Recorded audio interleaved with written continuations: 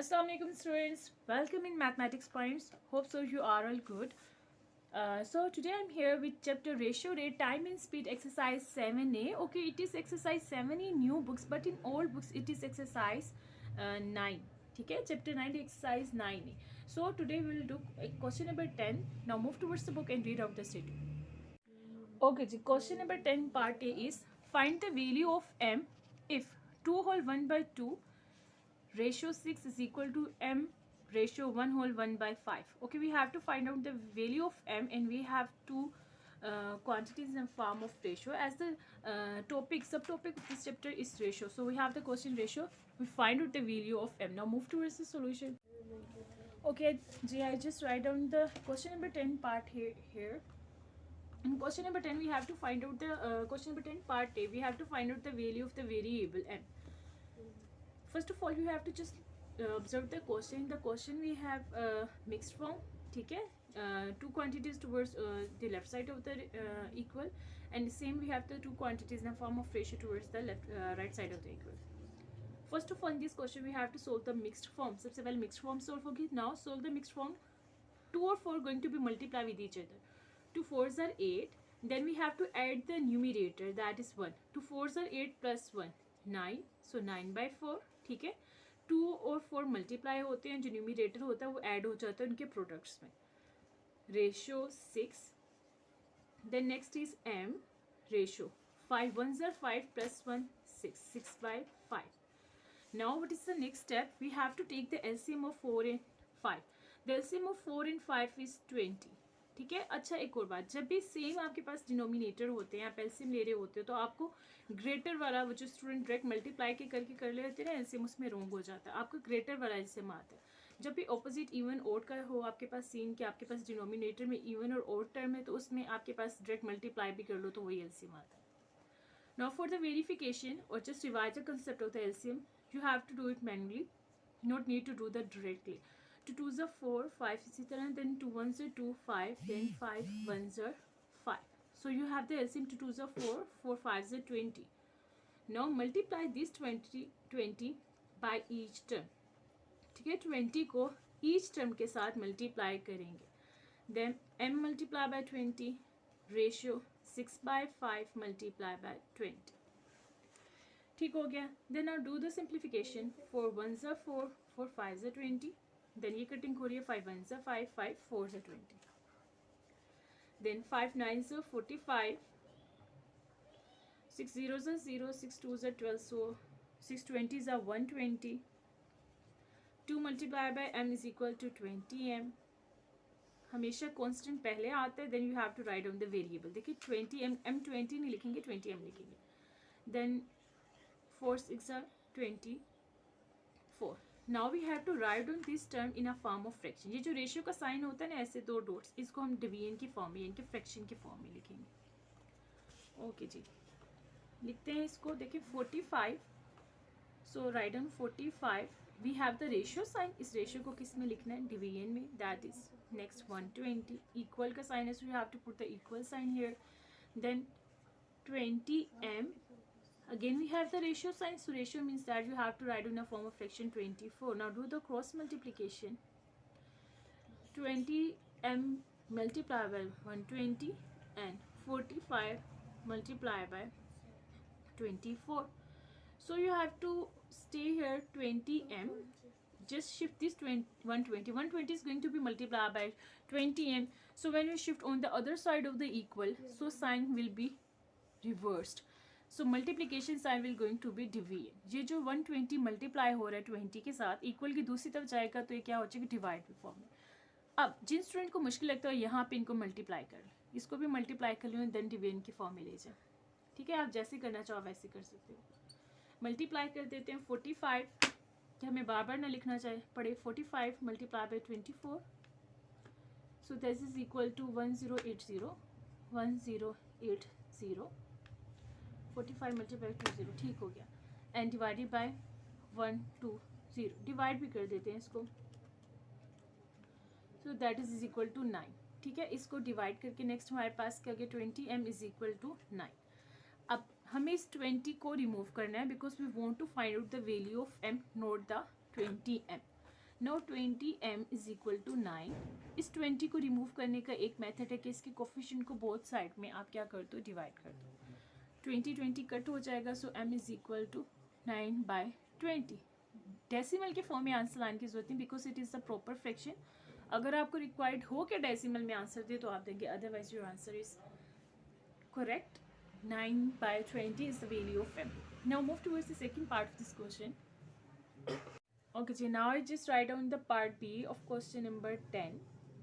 Again, in the previous question we have two quantities, the ratio of two quantities on one side of the equal. Now look at this question, we have three quantities, x, ratio 3, ratio 9, ratio 2. Again, what are the rules? What are the values 3, 4 and so on? What are the rules are, first of all we have to solve the mixed form, then take the LCM, and then you have to solve further. So first of all we have to solve this mixed form. I just write down the left side as it 3x ratio 3 ratio 9/2, then 15/4, 2 4s are 8 plus 1 9/2. ठीक है, here we just roll the mixed form, हमने सिर्फ mixed form solve किया. Now take the LCM. अब देखें, जो previous question मैंने आपसे बात शेयर की थी कि आपके पास सेम टेबल हो तो जो एलसीएम लेते हैं स्टूडेंट्स कर देते हैं 2 4s are 8, जी एलसीएम 8 है, रॉन्ग हो जाता है. 2 4 2 एक ही टेबल में डिवाइड हो रहे हैं सारे, तो इसमें मैक्सिमम वाला जो होता है ना, मैक्सिमम वो आपके पास 4 एलसीएम होता है. अब इसका एलसीएम 4 है, 8 बिल्कुल भी नहीं है, 4 है. आप इसको चाहो तो चेक कर लो. 2 2s are 4, 2 1s are 2, 2 1s are 2, when as it, so 2 multiplied by 2 is equal to 4. Your LCM is 4, not the 8. So you have to multiply this LCM to all the terms of your equation. 4 multiplied by x, ratio 3 multiplied by x, 3 multiplied by 4.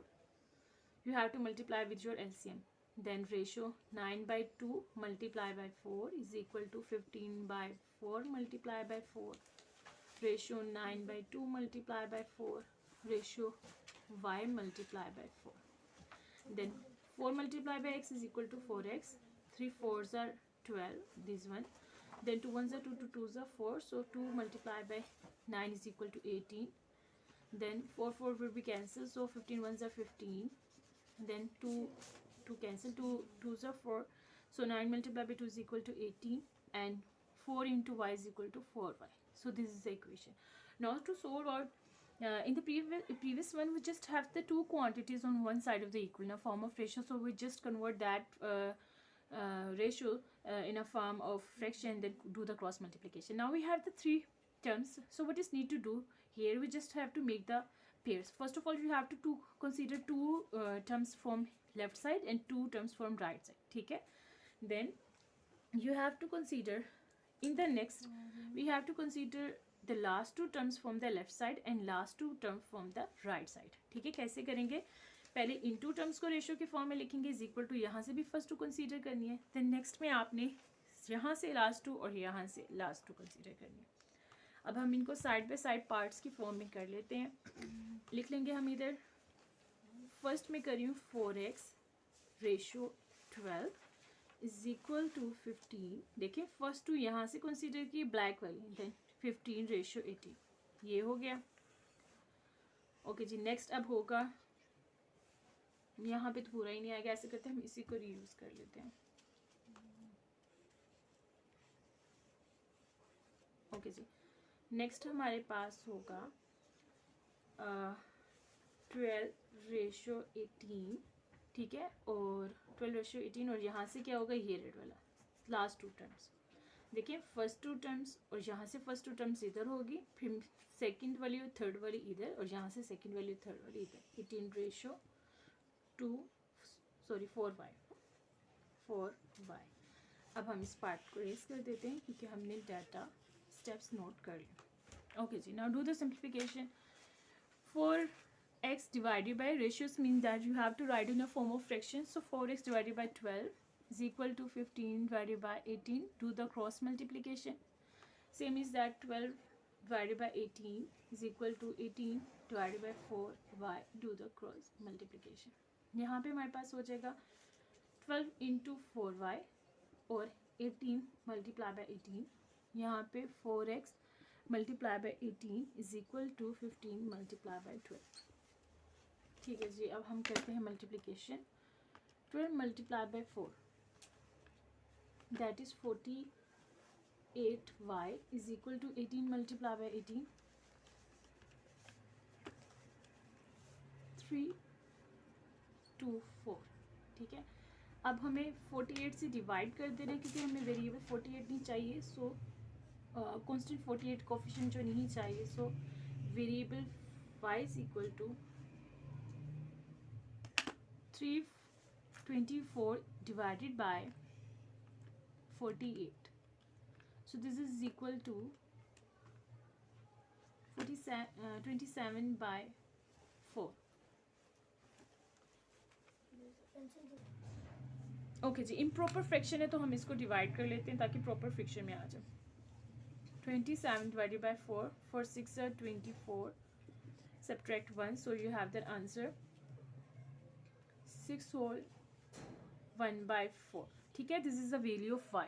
Now we have to solve with this for the value of x.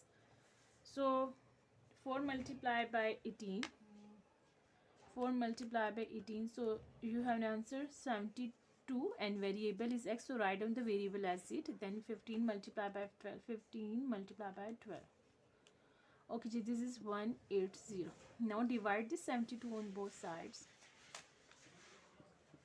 So x is equal to 180 divided by 72, 2.5, so that is 5 by 2. Again you have to, this is improper fraction, convert into mixed form, so 2 2s are 4 and subtract is 12 minus. So you can also write down the answer in the decimal form, it is fine, whatever you want to do answer, so you can put your answer in that form.